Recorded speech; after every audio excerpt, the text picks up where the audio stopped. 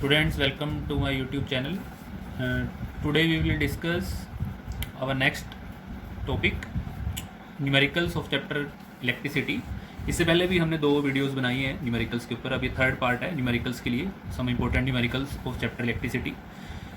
Now in some cases हमारे पास कुछ केसेस में न्यूमेरिकल के लिए हमारे पास क्या आ जाता है, we have to draw some circuit diagram. हमसे पूछ लिया जाता है कि ड्रा ए सर्किट डायग्राम. आपको कुछ भी वेरिएबल्स दे दिए जाते हैं जिसका आपको सर्किट डायग्राम ड्रा करना है. सपोज द स्टेटमेंट हमारे पास क्या है, कंसीडर हम कर लेते हैं. हमसे पूछा गया है draw a circuit diagram for a circuit consisting of battery of 5 cells. एक हमने सर्किट बनाना है जिसमें कितने सेल्स कनेक्ट करने, 5 सेल्स ऑफ 2 वोल्ट ईच. हमारे पास ये गिवन है. Second is given a 5 ohm resistor. Second हमारे पास क्या गिवन है, एक 5 ओम की रजिस्टर है जो हमने सर्किट में लगानी है. A 10 ohm resistor and a 15 ohm resistor. An ammeter and a plug key. एक की है हमारे पास, plug key. All connected in series. जितने भी हमारे वेरिएबल्स दिए हैं सब कैसे कनेक्ट है, सीरीज में कनेक्ट है. ऑल्सो कनेक्ट ए वोल्ट मीटर. हमने एक वोल्ट मीटर भी कनेक्ट करना है सर्किट में to record the potential difference across the 15 ohm resistor. हमने वोल्ट मीटर किसके अक्रॉस लगाना है, 15 ओम रजिस्टर के अक्रॉस लगाना है. और उसके बाद हमसे पूछा गया है कि also calculate the electric current. जब हम ये सर्किट ड्रा करेंगे तो उस सर्किट का हमने क्या निकालना है, इलेक्ट्रिक करंट निकालना है. सर्किट में करंट कितना है.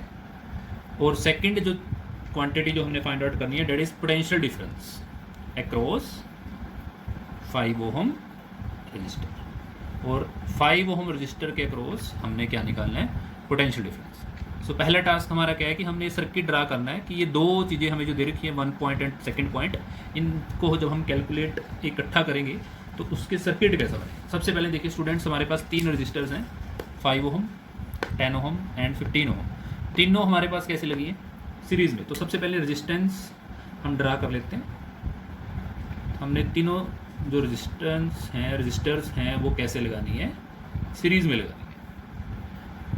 5 ओम जो गिवन है, second is 10 ohm and third is 15 ओम. उसके बाद वोल्ट मीटर हमने कहाँ लगाना है, 15 ओम के अक्रॉस. अब हमने एक बात याद रखनी है कि जो वोल्ट मीटर है वो हमेशा कैसे लगता है, इससे पहले हमने डिस्कस किया है पैरेलल में, क्योंकि वोल्ट मीटर क्या कैलकुलेट करता है, potential difference. So the voltmeter always be connected in parallel to the device. So voltmeter हम यहाँ कनेक्ट करेंगे, positive negative terminal. Next is ammeter. Ammeter का काम क्या होता है students, to denote the current, to calculate the current या note the current. Circuit में कितना करंट है तो वो करंट निकालने के लिए हम एमीटर को कैसे लगाते हैं, सीरीज में. तो एमीटर हमारा यहाँ जाएगा, नेगेटिव पॉजिटिव. अब एक बात हमने याद रखनी है कि अगर हमने यहाँ वोल्ट मीटर का पॉजिटिव लगाया है तो यहाँ उस एमीटर का नेगेटिव लगाएंगे. Ammeter positive is connected to the positive terminal of battery. एक बैटरी हमने लगानी है. कितने सेल्स की बैटरी है, 5 सेल्स की बैटरी है और 2 वोल्ट ईच है. तो टोटल 5 सेल्स लगाएंगे, 1 सेल, 2, 3, 4 एंड 5. सो हमारे पास पॉजिटिव नेगेटिव, तो टोटल कितनी वोल्ट की बैटरी बन जाती है हमारे पास, 10 वोल्ट. एक हमारे पास की लगा देंगे, हम की को क्लोज कर देते हैं और ये हमारा सर्किट कंप्लीट हो जाता है. तो पहला टास्क हमारा कंप्लीट हो जाता है कि हम सर्किट कैसे ड्रा करें. 5 ओम, 10 ओम, 15 ओम की रेजिस्टेंस लगा के सर्किट कंप्लीट हो जाता है. अब तीनों रेजिस्टेंस हमारे पास कैसे कनेक्टेड है, सीरीज में. सो द टोटल रेजिस्टेंस हम कैसे निकाल सकते हैं, टोटल रेजिस्टेंस सीरीज में कितनी होगी, R1 plus R2 plus R3.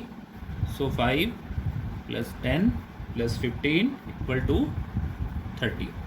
सो ये सर्किट की क्या आ गई हमारे पास, रेजिस्टेंस आ जाती है. अब हमने करंट निकालना है.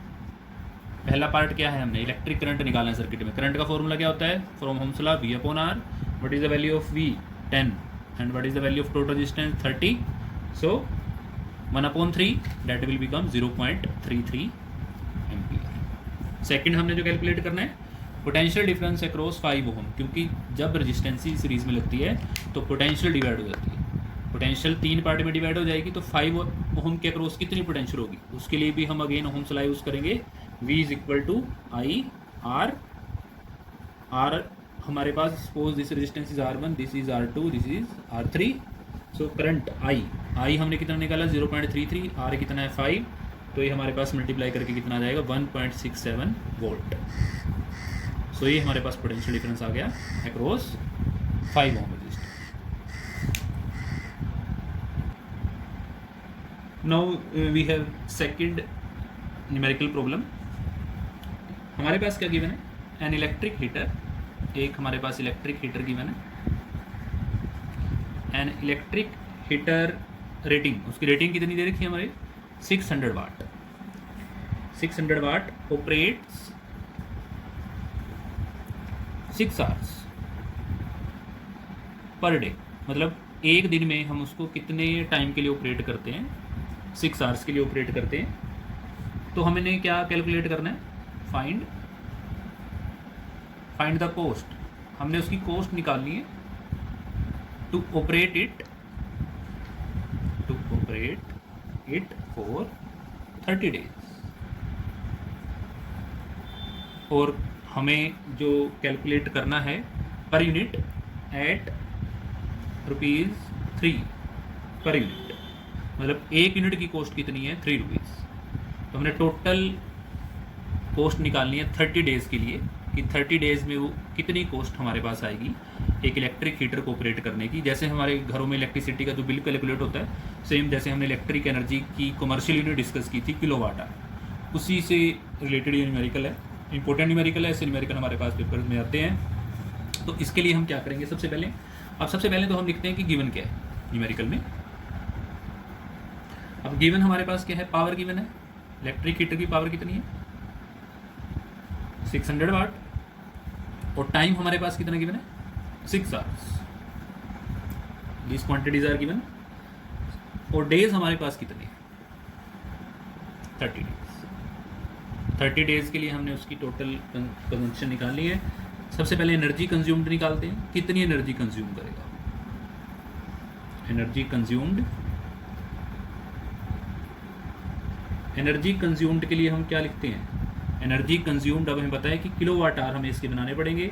सबसे पहले तो हम इसको कर देते हैं power into time.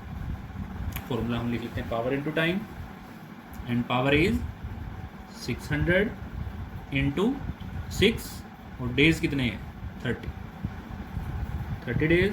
So it will become 108,000 watt our.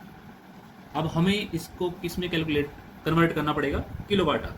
तो किलोवाट आवर में कैसे कन्वर्ट होगा, we divide it by 1000। So what will we have, we have 108 kilowatt hour, क्योंकि 1 किलोवाट आवर हमारे पास किसके इक्वल होता है 1 यूनिट के। ये हमने इलेक्ट्रिक एनर्जी की जो कमर्शियल यूनिट पढ़ी थी उसमें हमने डिस्कस किया था कि 1 kilowatt hour is equal to 1 unit.